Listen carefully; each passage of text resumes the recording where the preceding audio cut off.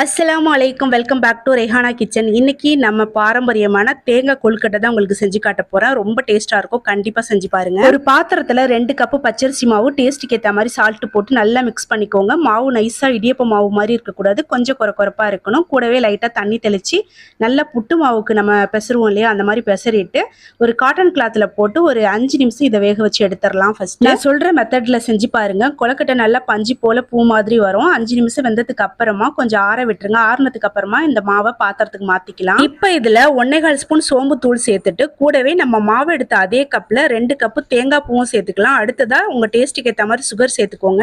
நீங்க white sugar கூட சேர்த்துக்கலாம். நான் வந்து நாட்டு சக்கரை சேர்த்துக்கிறேன். இப்போ ஒரு டைம் மாவை நல்லா கலந்து விட்டுட்டு தண்ணி அதிகமா ஊத்திடாம லைட்டா தெளிச்சு விட்டு கொழுக்கட்டை மாவு பதத்துக்கு மாவை நல்லா பசஞ்சிட்டு உங்களுக்கு எந்த ஷேப்ல பிடிக்குமோ அந்த ஷேப்புக்கு கொழுக்கட்டை உருட்டி வேக வச்சு எடுத்துக்கோங்க. ஒரு 10 நிமிஷம் வேக வச்சு எடுத்துட்டீங்கன்னா பாரம்பரியமான தேங்காய் கொழுக்கட்டை ரெடி. செஞ்சு சாப்பிட்டு பார்த்துட்டு கமெண்ட்ல சொல்லுங்க. அடுத்த வீடியோல பார்க்கலாம்.